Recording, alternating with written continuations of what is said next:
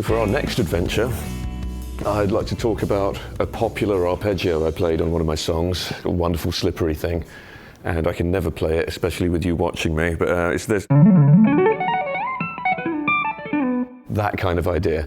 I know a lot of people prefer to do their arpeggios with the sweep picking thing, and that kind of sound, and for me it's a little bit too abrasive and percussive, and maybe because I've listened to so many sax players, I like an arpeggio to sound as fluid and liquid and bubbly as possible without too much of that.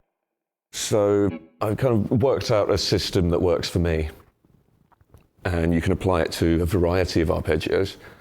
And the basic concept is to ask yourself, how many different notes are there in this arpeggio? And then you try and play all of them once on one string.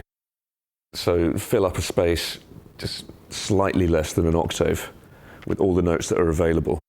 So if I were to play the humble minor arpeggio, there's only 3 notes, so I'll play those, and then I've used up that string. If I try to play any more notes, I'm cheating. And then the idea is to use that same shape on different strings. You might consider it cheating. I think of it as the way piano players approach arpeggios. A lot of times they'll memorize a simple kind of 1 octave shape, and then they'll just hop effortlessly up to the next octave as many times as they need. So if you listen to the insane kind of 20 octave arctatum arpeggios, I think there must be some logic like that. It's one basic shape repeating. So that's a simple example of it. Now, if you're not used to playing like this, the big challenges are, number 1, hammering with your index finger. Generally, this is nature's capo, and all it does for most of its life is just stay there, barred. And this is maybe a little bit weird if you don't do it, but you get used to it pretty quickly. And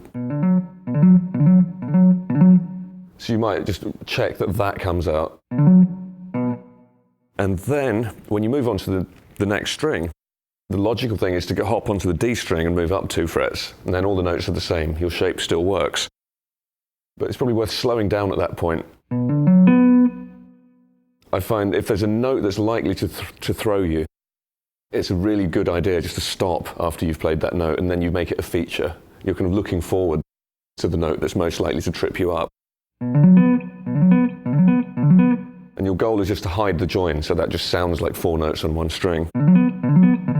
And once you can do that, that's not any harder. And obviously the arpeggio still isn't big enough. We want more.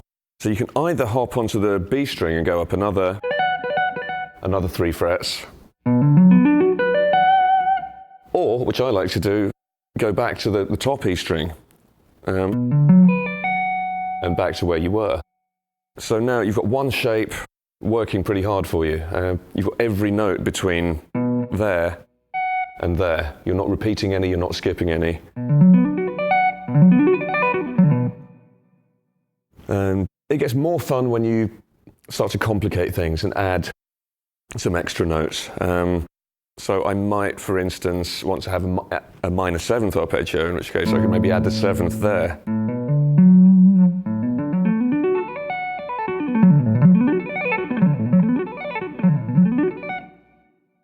Exactly the same idea, except this time this hand is doing a bit more work, kind of stretchy. You know, elbow down, wrist straight, thumb down. If you need the neck of the guitar up here by your nose, and so be it. All that matters is that it sounds good. So exactly the same principle, or I could do it for a major 7th arpeggio, or I could go for something like this. It's kind of an unusual arpeggio that you don't hear every day, but it's no harder for your hand to execute than the humble minor 7th arpeggio. For any of these, all you really need is the shape on one string, and then the shifting protocol is the same. So for B major 7th, so it's there, there, there, there, and then the same thing here.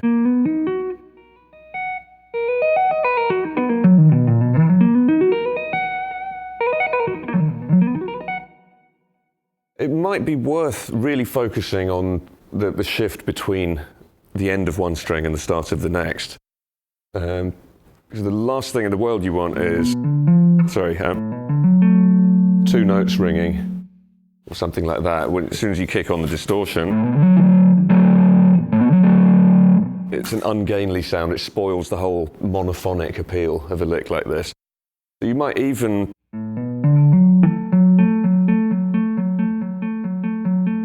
check that you're comfortable with that thing, where every time one finger goes down, the other one releases. I think the main thing that throws people when they're descending in pitch is this kind of assumption that you can do the hammer-on backwards. And like if hitting the string really hard gives you a note, then removing your finger really hard should give you another note, and it doesn't. I think when you're coming down, your tapping hand has to act like a pick. You can test that just by having all the fingers lined up and then tell yourself you want to hear the 10th fret on the E string. And see if you can get a really loud, convincing note. I'm deliberately doing this with a clean sound, even though it's harder.